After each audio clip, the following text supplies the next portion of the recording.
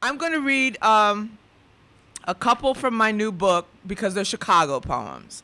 And then I'm going to read all stuff from, I can say this now without like mumbling because I try not to tell how old I am. The 20th anniversary edition of Life According to Motown. 20 years. Yeah, that's what I was saying. Whoa.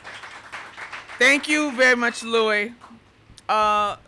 Louis read his poem and said that he didn't want to impinge on Carl Sandburg's work, and I have no such qualms. So this is directly based on Carl Sandburg's Chicago. This book, you should know, is I thought it was going to be a Motown book because I'm really a Motown baby. And I realized when I was writing about Motown that what it really was a first generation up north book. My parents had come, my father came from Arkansas, my mother from Alabama, and they were confounded when they got here. It's like, we have this child now. How do we raise a child in this city? So the book starts out with them and then talks a lot about growing up on the west side of Chicago, which at least at the time I grew up here was the part of town everybody told you to stay away from. So this is, it still is? Yeah, okay, whatever.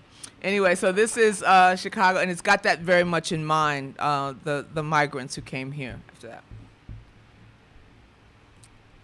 Soul butcher for the country, heartbreaker, stacker of the deck, player with northbound trains, the nation's black beacon. Frigid, windy, sprawling, city of cold shoulders. They tell me you have lied, and I believe them, for I have seen your Mississippi women stumbling Madison Street, searching for their painted city legs. And they tell me you are evil, and I answer, yes, I know. I have seen babies cooking their hair, fingering blades, changing their names to symptoms of jazz.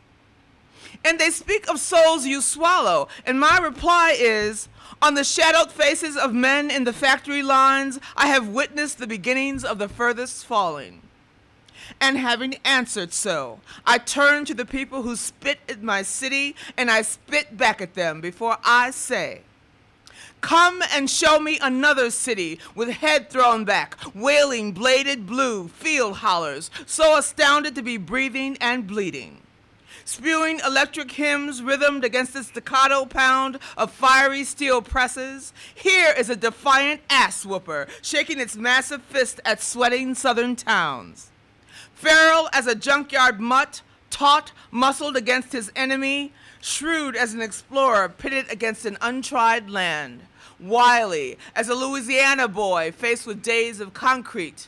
Wiry-headed, digging, destroying, deciding, swallowing, expelling, and swallowing under the rubble, thrusting forth, laughing with perfect teeth, shedding the terrible burden of skin, laughing as a white man laughs, laughing even as a soldier laughs, addicted to the need of his next battle. Laughing and bragging that under that skin is the cage of his ribs, and under his ribs beats a whole unleashed heart. Laughing the frigid, winded, sprawling laughter of a southern man, folded against the cold, sparkling, sweating, proud to be soul butcher for the country, heartbreaker, stacker of the deck, receiver of northbound trains, and the nation's black beacon. Thank you.